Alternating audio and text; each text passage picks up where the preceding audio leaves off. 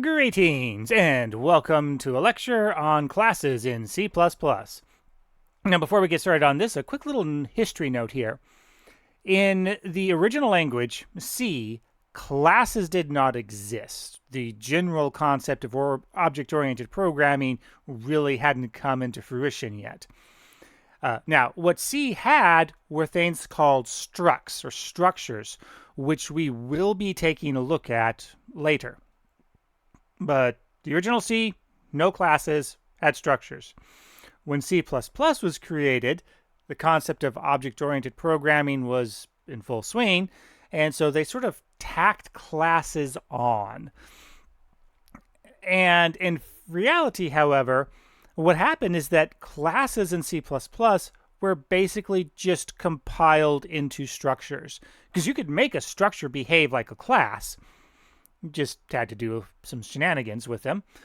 But structures could be used as classes.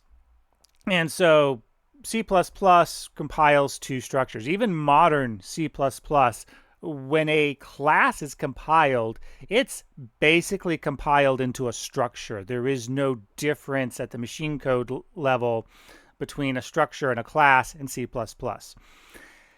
which leads to some somewhat odd behavior compared to some other languages that were designed from the ground up to be object-oriented, like Java or C#. So make sure that you're paying attention to the correct C++ syntax, because it's, like I said, it's just a little bit odd if you've got experience in other object-oriented languages. Enough about ancient history lessons, though. Let's get into the syntax. How do we declare a class? Well, C++ is a little bit odd in that we can technically declare a class right inside our main file. So I can just say class meep and toss in a class definition, and C++ is perfectly happy with me. I can put in multiple class definitions, and it's going to be perfectly happy with me. Now, do I recommend that you do this? No, absolutely not. This is a bad idea. Don't do it. But syntactically, it is perfectly legal.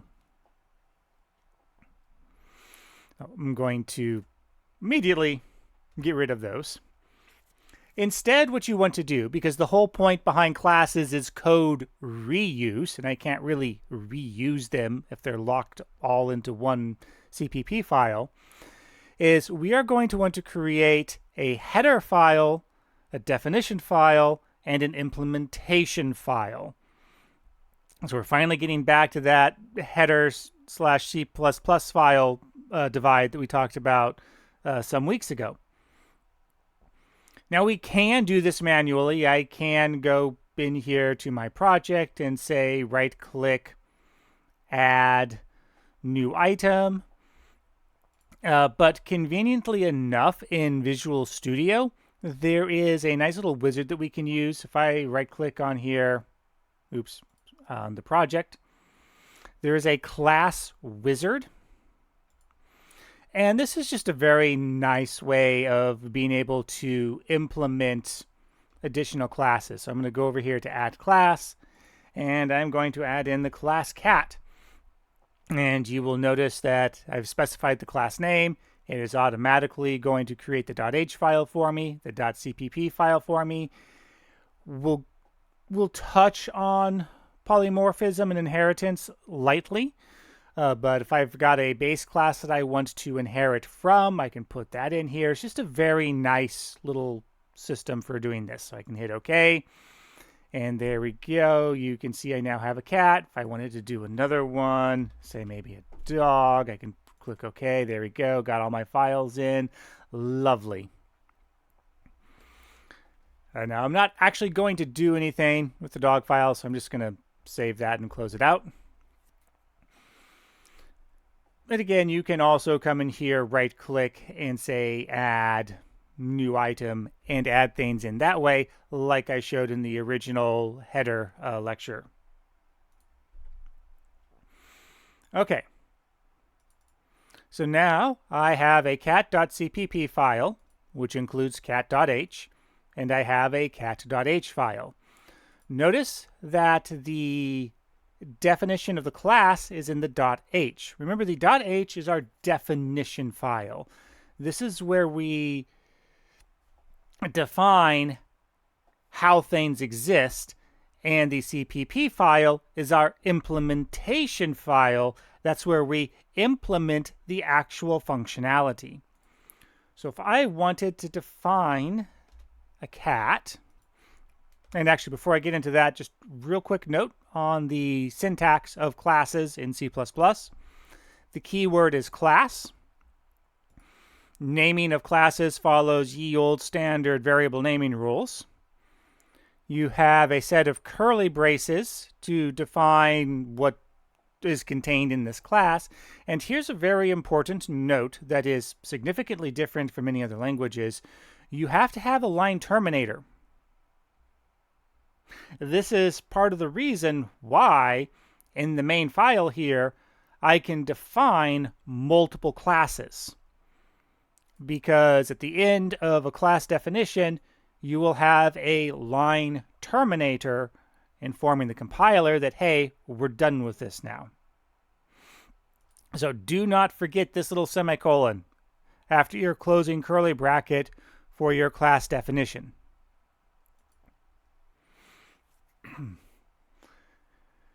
C++ classes, like just about any other object-oriented style thing, you have properties and you have functions. So for example, if I wanted to have give my cat a name, so actually first I'm going to put in my include IOStream. And say I want my cat to have a name, maybe define the breed of the cat, and maybe also have the age of the cat. So I can just put in variable declarations here. One thing you do not generally do, although you can, is assign default values here. That's what your constructor is for. We'll get to that in a moment. So it is very common to see class definitions just listed out like this without default values assigned. I can also assign methods. For example, if I want the cat to meow, I can put in a void meow definition here. And maybe also I want to have the cat eat, so maybe I could do a void eat and then pass in a variable, a parameter to keep track of, well, what exactly is the cat eating? So fairly standard function definition stuff, fairly standard variable declarations. Again, we do not want to put any implementation detail into our .h. We are just defining things. I'm going to come over here to cat CPP to actually implement things. So I've got two things to implement. I've got the meow function and I've got the eat function.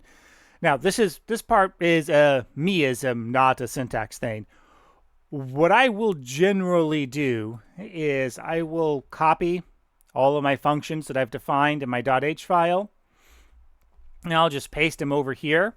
So that way I can very easily see what it is that I need to define. Now, we have to go through an extra step here.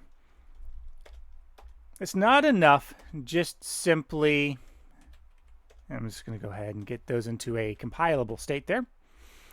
It is not enough just simply to do this.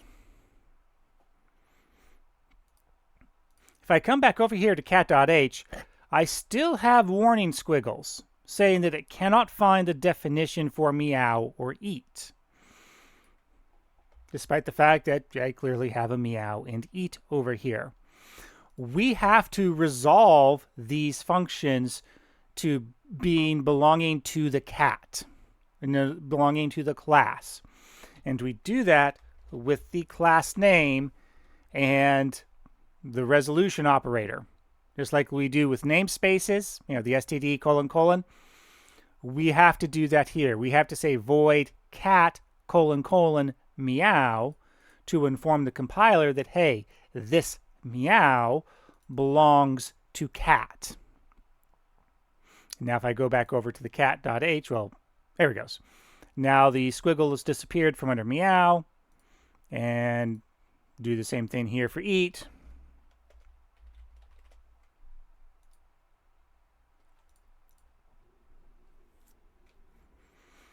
There we go. Now let's have meow actually do something. So we're just going to have something very simple. We're going to say std cout. Now, how do I access the properties of cat?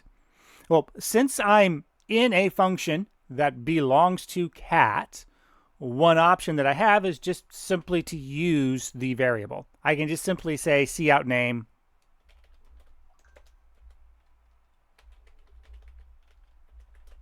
like so,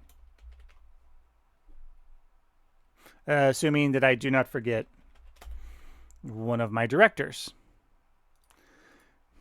Typos abound. There we go. All right, so std cout name meows. There we go. Nice and simple.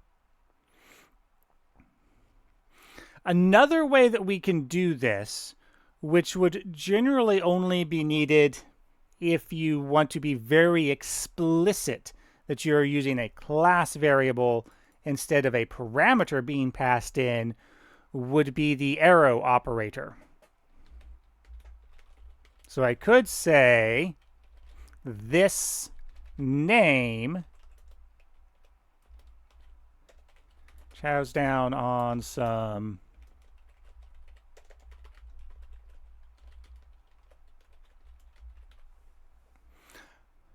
oops, and wrong direction of the arrows. There we go. I could write it like this. Both of these are completely valid ways of referencing the name variable that belongs to cat. There's no real significance over either method, except that this is making it very explicit, both to the compiler and to the person reading the code, that I am using the class variable name and not something that was passed in as a parameter. That's really the only difference in using the this operator to reference a property of a class. Now, how do we actually use this class? Well, contrary to what you might expect, if you've had Java before,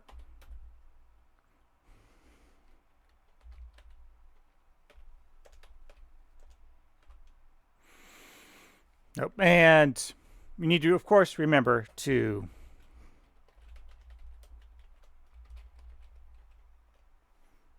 include your .h file, otherwise it's not going to know that your cat exists. But yeah, that's it. Cat, and then the variable name. There's no new keyword, nothing else. At the base level, this is what you do. And then if I wanted my cat to meow, I would say cat.meow. And oh dear, we have red squiggles of doom. And if I mouse over this, it is telling me that it's inaccessible. So what's going on here is that C++ has 3 access levels for its class properties and functions: public, protected, and private. Public says anybody can use this. If I'm outside the class file and I use the dot operator to reference a function or a property, a variable, I can do so. Protected means only children classes can do that. And private means it has to be within the cat file. Like, it has to either be cat.cpp or cat.h. If it's private, those are the only 2 files that you're allowed to reference it.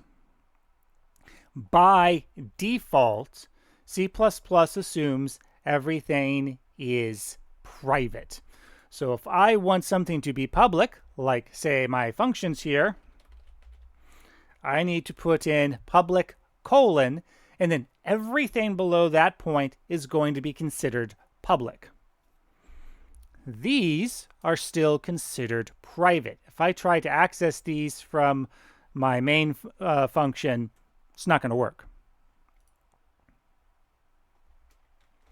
But since now meow is public, the red squiggles go away, and if I run my code,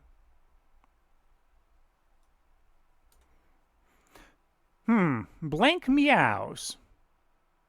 Well, that does make sense because at no point am I setting any value for name.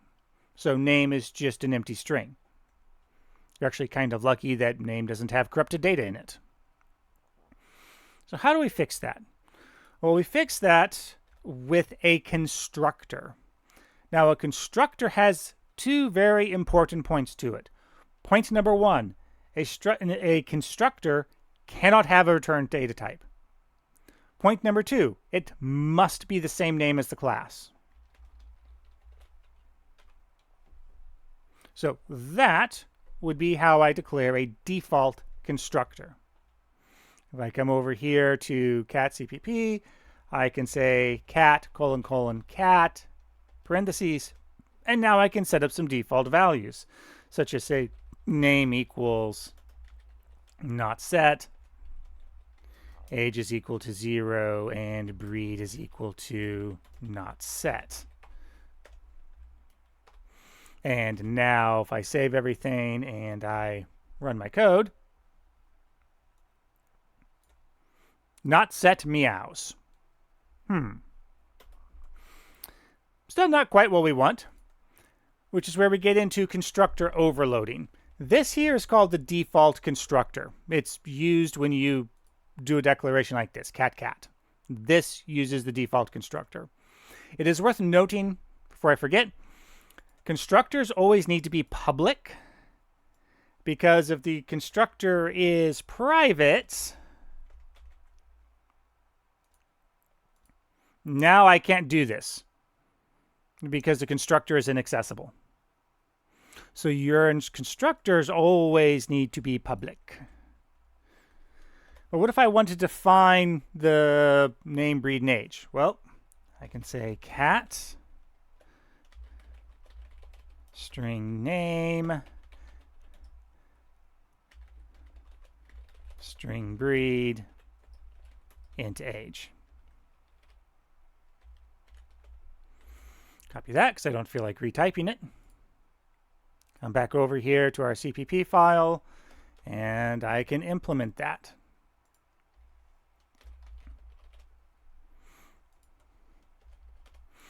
Now, this is a scenario where you have to use the this keyword, because the parameters name, breed, and age are the same as the class name, breed, and age, which means they are doing what's called hiding. These parameters are hiding the class level variables. So in order to access them, I must be explicit in saying this name equals name, this breed equals breed, and this age equals age.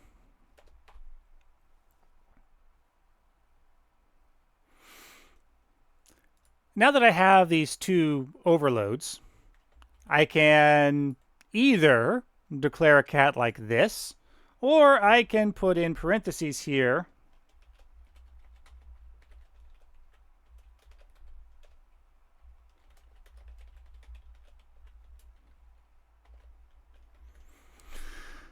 and declare my cat like that. Notice there is no new keyword here. I want to stress that in case you are familiar with Java. Java would have a new keyword here.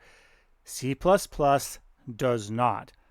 I just simply do this weird thing where it's like cat kind of looks like a function, but it's not. This is just how you use a non-default constructor in C++. In case you were curious, Frazzle was my very first cat when I was a kid, and she was an old lady. She lived to be quite an old cat. But now that we've used this version of the constructor,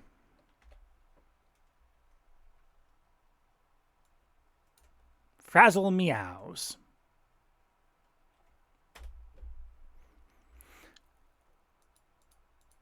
And that's pretty much it as far as the basics goes on C++ classes. So, to recap, you define a class by using the class keyword, some name that follows standard variable rules. It is traditional but not required to have class names start with a capital letter. You then have a set of curly braces that define what belongs to the class, and you must have a semicolon on the closing curly brace.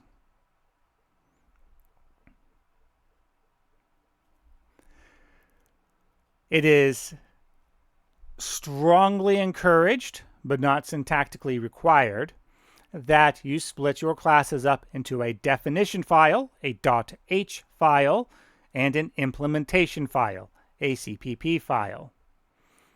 These file names do not have to match, and the file names do not have to match the name of the class. Again, however, it is strongly encouraged that your class name and your file name match, and that your .h file and your .cpp file also match. Your CPP file must include your .h file.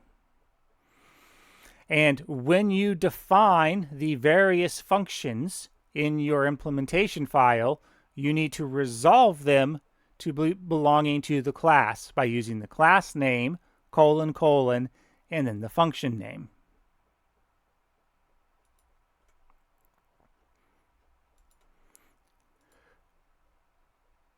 If you need to initialize values, which you almost always do need to initialize values, you can use constructors. The default constructor has no parameters, and non-default constructors will have parameters. A constructor cannot have a return type. And they are resolved the same way that regular functions are. C++ classes have 3 access levels: public, protected, private. Generally speaking, as far as architecting your C++ classes go, you will have your variables be private, and then you will use functions to access and manipulate those variables. Your constructors, with certain very specific exceptions, which we will not get into, but your constructors should almost always be public. There are only very specific reasons as to why your constructors shouldn't be public, and we will not be getting into those.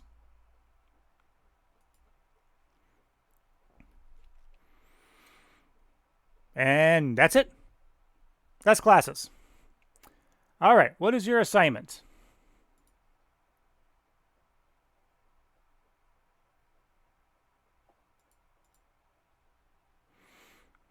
Ignore the diceroller.h and diceroller.cpp on the screen. I just realized that I forgot to delete those files out. Those, you will not have a diceroller.h or a diceroller.cpp file in the repository.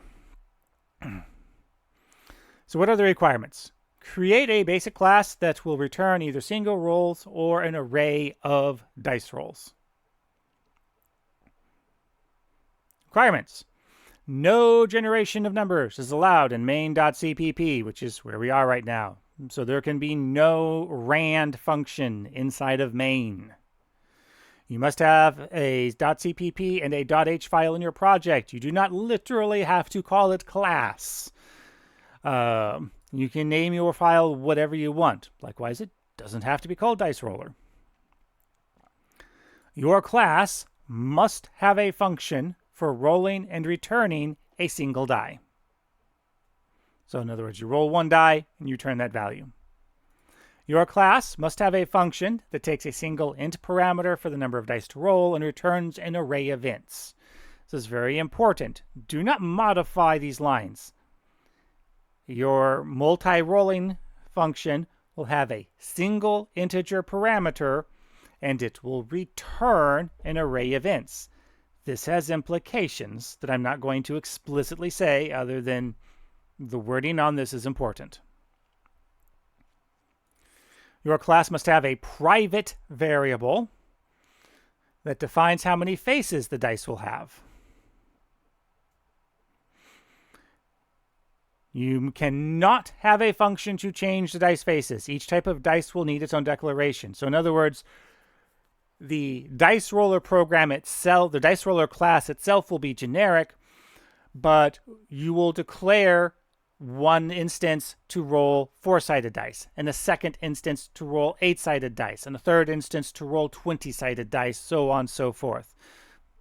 You are not allowed to change the number of faces that a specific instance of a dice roller has.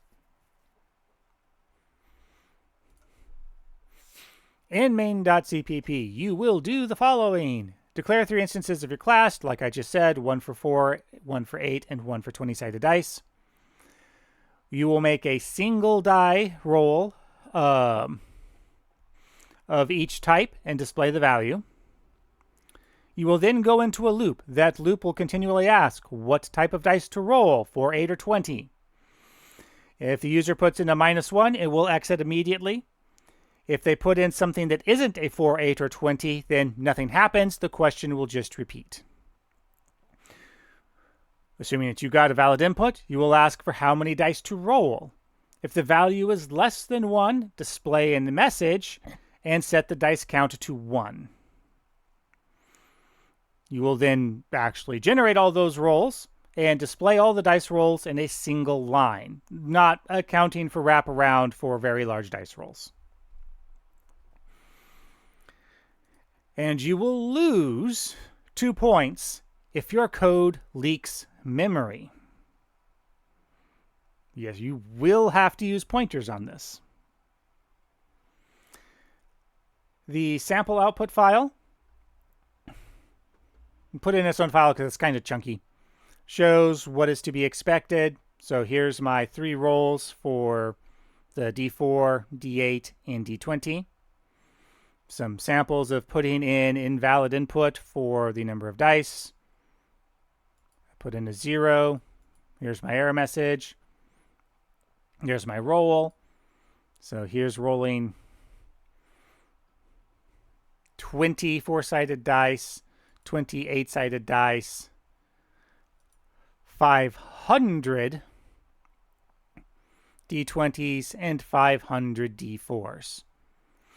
And it's worth noting that in the output console, again, this line will get word wrapped. That is okay. I understand that word wrap happens.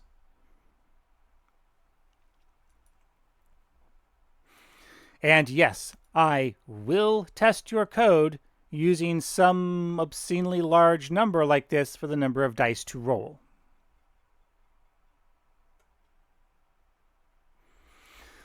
So that is the assignment for this week. As always, if you have any questions, reach out on Blackboard. Otherwise, good luck, and I'll catch you on the next video.